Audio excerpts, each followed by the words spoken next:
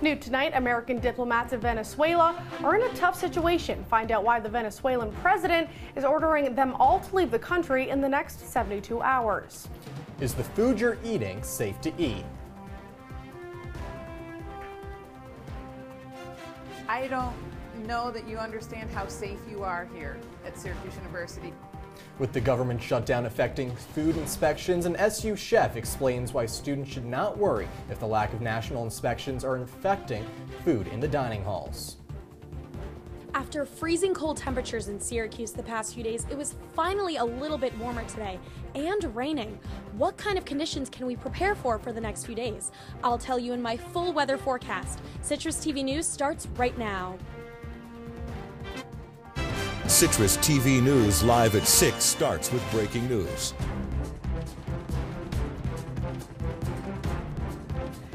And we have breaking news from Central Florida. Officials say 5 people are dead after a hostage situation at a SunTrust bank in Sebring.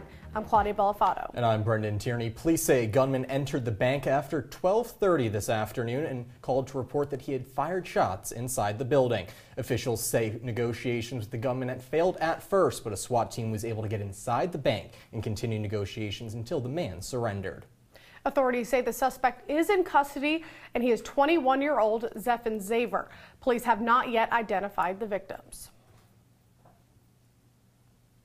And an anti-gun violence group is currently holding a vigil in honor of the 14-year-old who was shot and critically injured yesterday afternoon. OGs Against Gun Violence gathered on the same street where the girl was shot. CitrusTV reporter Carmella Boykin is live on Ballantyne Road with how organizers hope the gathering will impact the community. Carmella?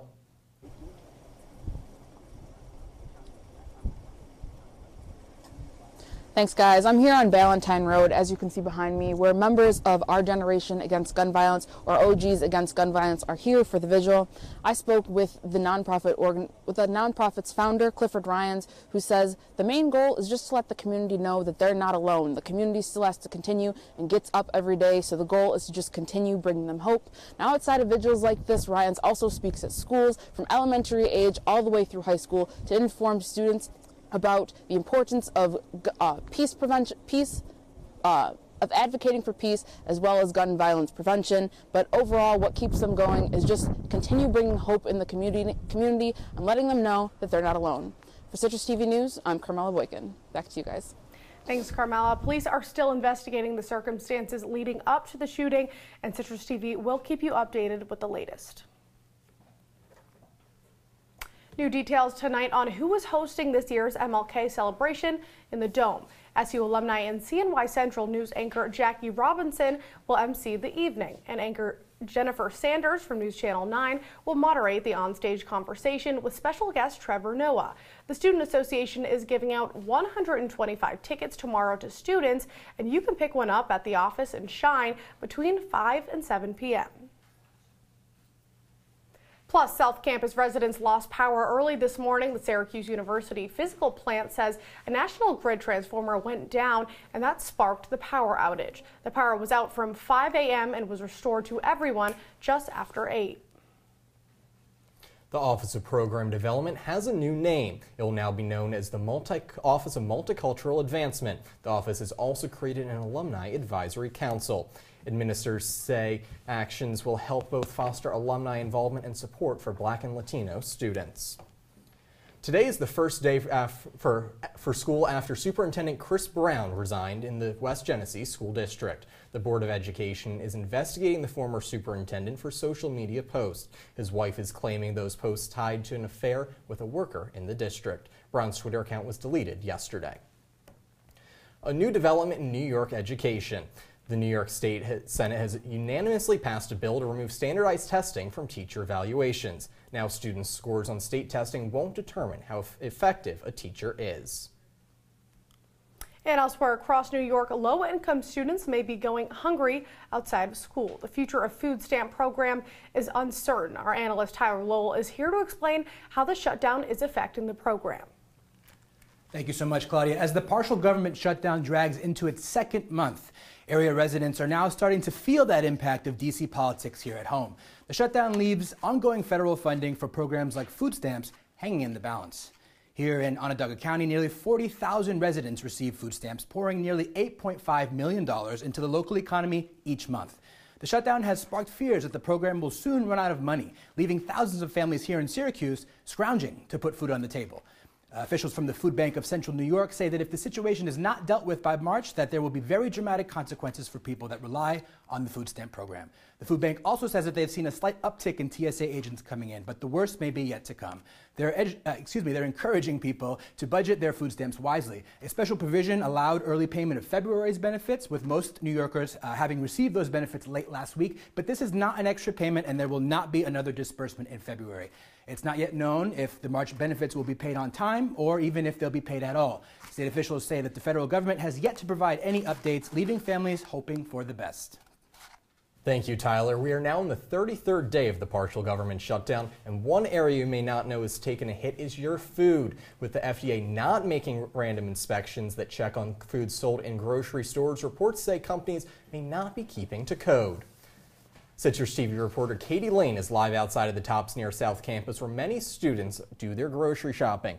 Katie, where should students get their food during the shutdown?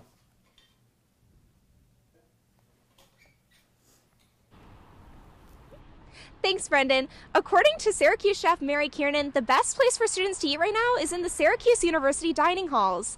This is because they perform their own inspections separate from the FDA.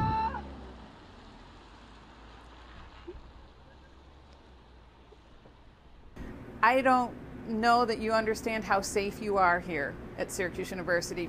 You're as safe as you're going to be.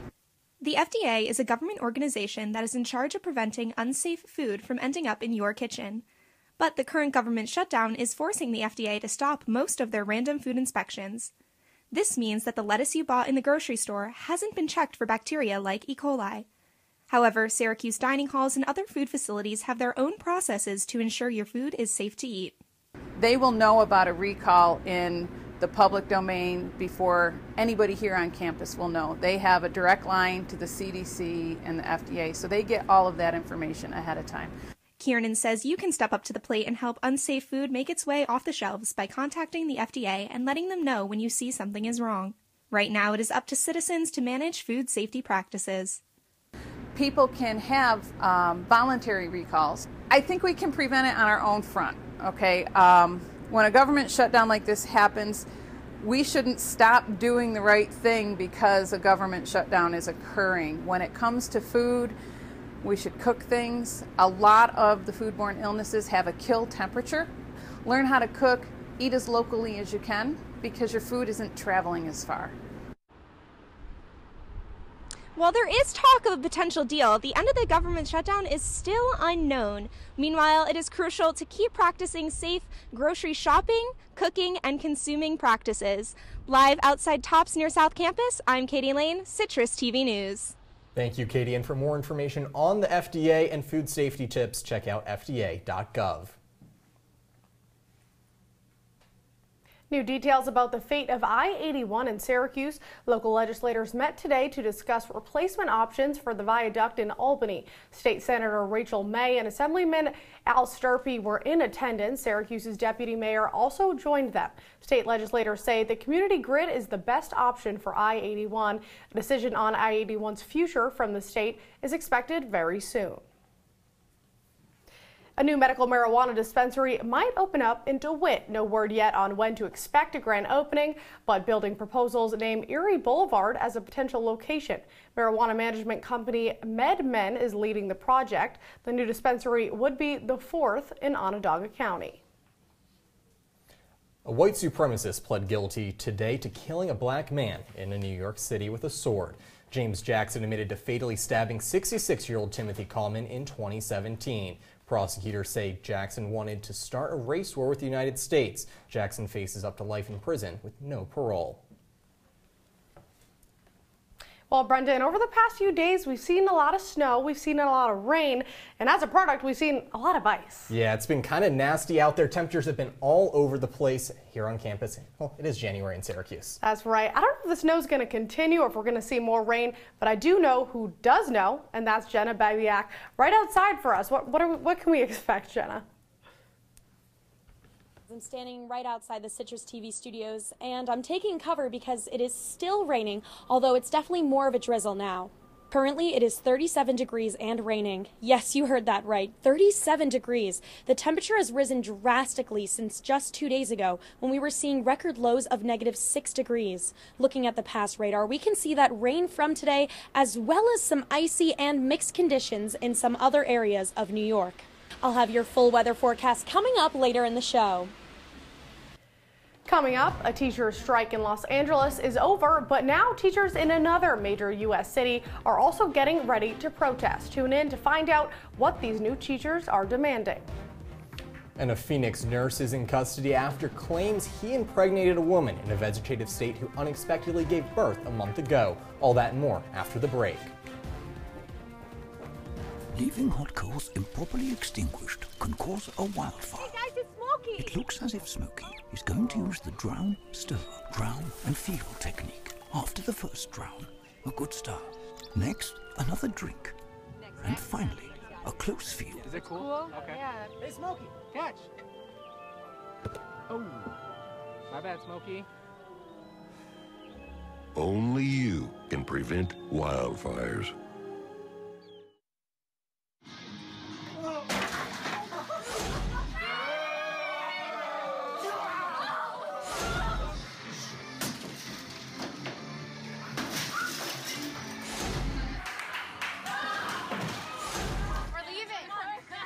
Most party fouls are pretty dumb. But if you decide to drink and drive underage, you could lose your license and your freedom. Underage drinking and driving. The ultimate party foul. They'll test you. Try to break your will. But however loud the loudness gets, however many cheese puffs may fly, you're the driver. The one in control. Stand firm. Just wait.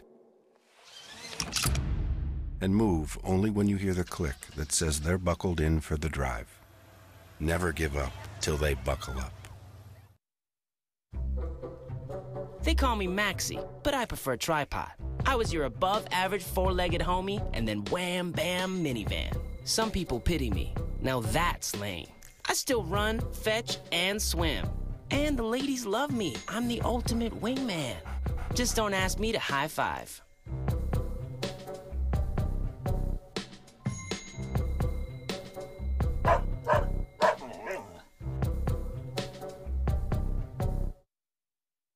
If you see news happening on campus, in Syracuse, or across the nation, call the Citrus TV Newsroom, 315-443-1177, or tweet at CitrusTV News, your campus news leader. Venezuelan President Nicolas Maduro is giving U.S. diplomats 72 hours to leave the country. This comes after President Trump recognized opposition leader Juan Guaido as the country's interim president earlier today. Guaido swore himself in as president this morning despite Maduro winning election on January 11th. Currently, protests against Maduro have killed at least 2 people and injured 5 across Venezuela. Thousands of protesters have taken to the streets. Senate bill will vote on the competing bills to end the government shutdown tomorrow. President Trump proposed the first bill to spend $5.7 billion on a border wall. The Democratic bill would fund the government through February 8th without the wall. This is the first time both parties have agreed to meet since the government shutdown started a month ago. With both sides split, it is unlikely either measure will get 60 votes in order to advance. And a Catholic high school in Kentucky reopened today after a controversial video forced the school to close its doors. Covington Catholic High School was supposed to open yesterday, but the school says it received several threats. Last week, the school students were filmed confronting a Native American man in Washington, D.C. That video went viral and the high school faced intense criticism. Students returned to classes today under increased security. Today, Los Angeles teachers returned to classes after a 6-day strike. They reached an agreement with the district that includes pay raises for educators, smaller class sizes, and more nurses, counselors, and librarians in schools. The strike affected over 600,000 students. Some parents say they kept their kids out of school in order to push the district to find a solution more quickly. That's because schools in California get paid based on daily attendance. The strike cost the school district over $125 million. Tonight, Denver teachers overwhelmingly agreed to strike. 93% voted to strike. They're striking for better pay, they're striking for our profession, and they're striking for Denver students. This issue isn't only happening in LA. Teachers in Denver are also preparing to strike after failed negotiations with the district. Their main points include increasing base pay and lessening teachers' reliance on bonuses. These one-time bonuses can be for students scoring well on tests or for working in a high-poverty school. The union says the district's offer fell $8 million short of the funding teachers need to meet their needs. The strike can't legally start until the 28th because state law requires teachers to wait 20 days before walking off the job. Plus new details on the woman who is in a vegetative state and gave birth last month in a Phoenix healthcare facility. Police arrested this man and charged him today with 1 count of sexual assault and vulnerable adult abuse. His name is Nathan Sutherland. Police say Sutherland is a licensed practical nurse in Phoenix who's responsible for providing care to the woman. Crime lab technicians say Sutherland's DNA was a match to the baby's. And world leaders gather for day 2 of the World Economic Forum in Davos, Switzerland. Globalization is a key theme for this year's forum. Climate change, the slowing global economy, and how technology is changing in the world are all on today's agenda. At the forum, Germany's chancellor defended globalization. We have seen that we can only make progress if we abandon this way of thinking that we can go it alone. From the CitrusTV Weather Center, this is SU's most accurate weather forecast. All right, so let's take a look at tonight. So during the day today, we saw some rain, and that's going to actually be turning into snow tomorrow. But for tonight, we're going to still see this light drizzle coming in. And when you go to sleep, wake up in the morning, it might be some snow. So taking a look at the future radar, we see this rain coming in, moving past, and then we see that it's not so much precipitation after that, and then it's going to be coming in even more tomorrow morning. So when you wake up, it's going to be about 40 degrees. Now that's a little bit warm for expecting snow, so we can expect a few flurries, but it's possible we might not see any snow at all. And planning your day on Thursday, it's going to be a little bit warmer, especially throughout the day, 38 at 9 a.m., 37 by noon, but then by 6 p.m. it's going to dip down to 28 degrees. It's going to be getting so much colder later. And then we see at 8 p.m. we have the Syracuse kickoff with UMiami at the Dome. Here's your game day forecast. It's going to be 28 degrees, so that's going to be cold. You're going to want to make sure you're wearing a jacket all over all that Syracuse gear. Make sure to go out bundled up, ready for the cold. After you get out of that game, it's going to be really cold. Looking at some current temperatures in the area, pretty consistent. Definitely warmer in the west, a little colder in the east, but pretty consistent throughout. High 30s, high to mid 30s, and even in the 40s in Rochester. Now let's take a look at some of these temperatures throughout the week. Very inconsistent, as you can see. Pretty high now and then into the weekend. It's kind of going all over the place, though. It's going to be a little bit warmer towards the end of the weekend, but then into next week, Monday, it's going to be 14 out. It's really cold. Now let's take a quick look at the 5-day forecast. As you can see, going to be pretty cloudy, a little bit of snow, but pretty cloudy, cold temperatures. Make sure that you're wearing your warm coat this week. It's going to be a cold one. Now, winter is definitely in full swing here in Syracuse. Coming up, a new test that may be able to predict the onset of Alzheimer's nearly 20 years in advance. And Alec Baldwin is headed to anger management after a harassment charge. We'll explain what happened when we come back. Stay with us. Patriotism. It inspires passionate debate. It's worn like a badge of honor with good reason, because it means love and devotion for one's country. But what really makes up this country of ours? It's the people. To love America is to love all Americans. This year, patriotism shouldn't just be about pride of country. It should be about love. Love beyond age, sexuality, disability, race, religion, and other labels.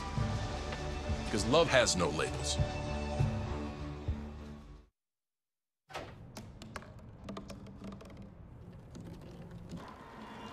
Everybody has a dream.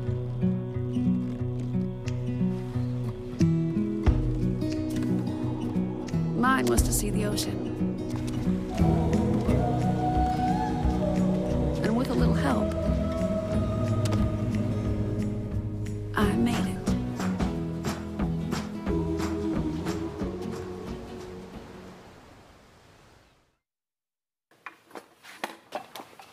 Did you hear about the pony with a sore throat?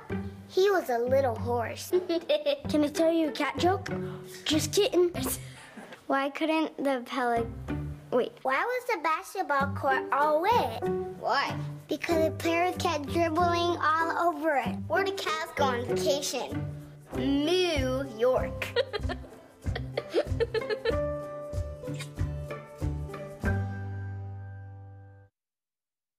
If you see news happening on campus, in Syracuse, or across the nation, call the Citrus TV Newsroom, 315-443-1177, or tweet at CitrusTV News, your campus news leader.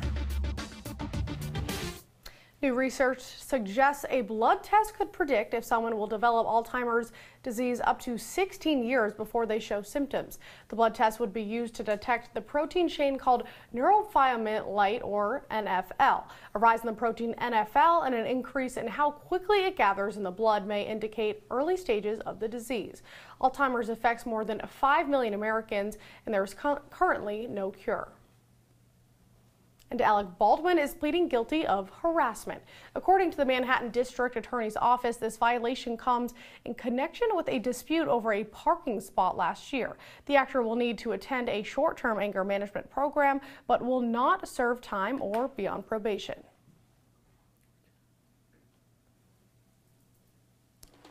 And coming up on sports, Syracuse women's basketball looks to bounce back from a disappointing loss to Georgia Tech on Sunday. This time Miami invades the Carrier Dome, plus a couple local NBA teams hit the hardwood tonight. All that and more after the break.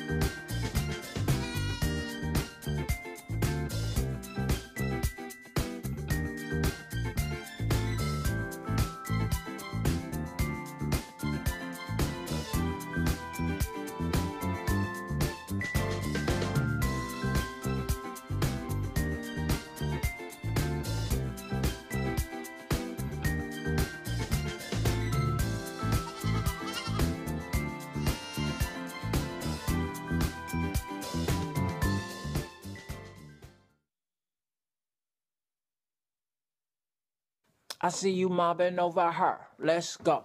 Let's mob. Let's crawl. Let's crawl. Let's crawl.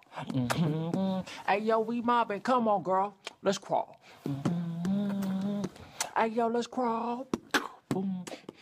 Hey, yo, let's crawl. Hey, let's crawl. Hey, yo, let's crawl. Here we go. We're going to go out there in the rain. We're going to get wet. All right, here we go.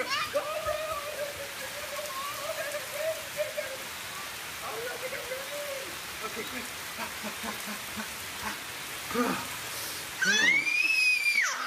Oh, yeah. Yes.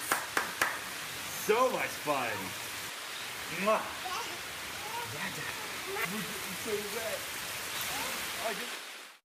And now, your Citrus TV Sports Report.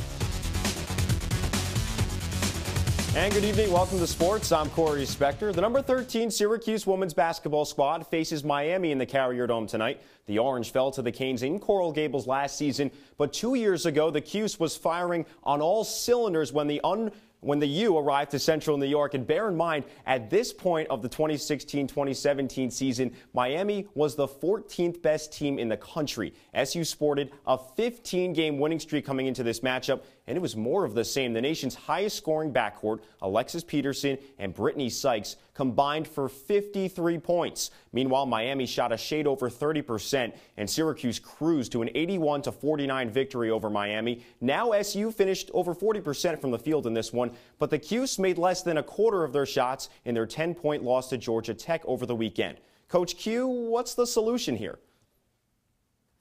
Yeah, eat your post-game meal and go home. That's it. It's over. You make shots. That's what you do. Eat your food. You're gonna play. You come home, and I'm being dead serious. Like, you know, what do you do? We have good shooters, and we have shooters that I'm very comfortable with taking the same shots they took in that game. And I feel very confident that if you get that shot again, get those shots again, we're not gonna miss them.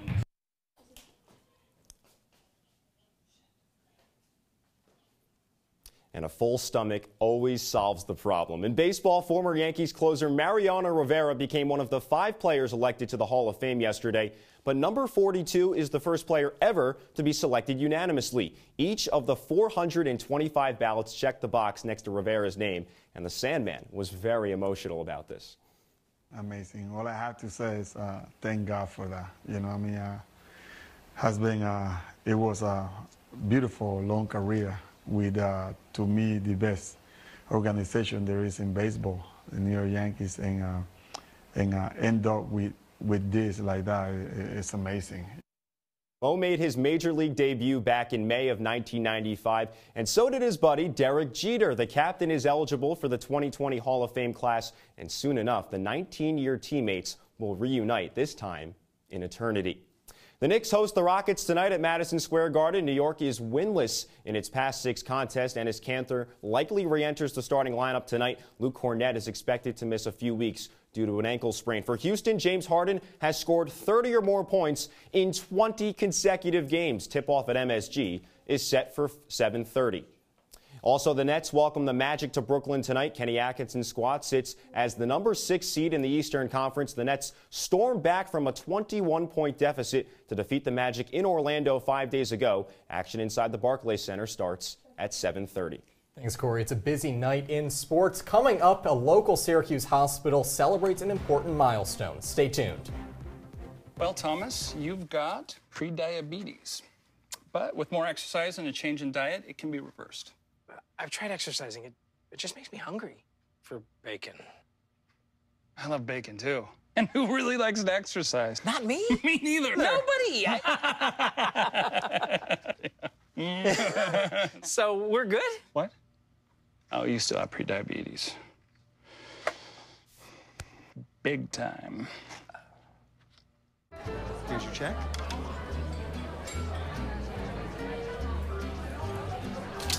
Oh, you got it.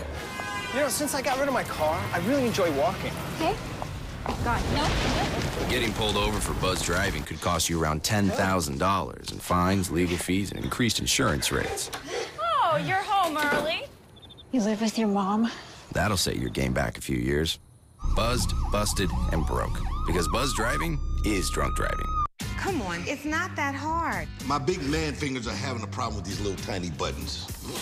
Whoa, watch it there. Your blood pressure's gonna go through the roof. Tell me about it. I'm trying to learn how to get it down. Instead, it keeps going up. High blood pressure can increase the risk for heart attack or stroke. Learn how to keep yours at a healthy range. Ever hear a voice command? Just say text barbershop to 97779. That's not what I said. Just give me that. Now my blood pressure's up. Well, thanks for joining us tonight. That's all the time we have on Citrus TV News. I'm Claudia Bellofatto. And I'm Brendan Tierney. Good night.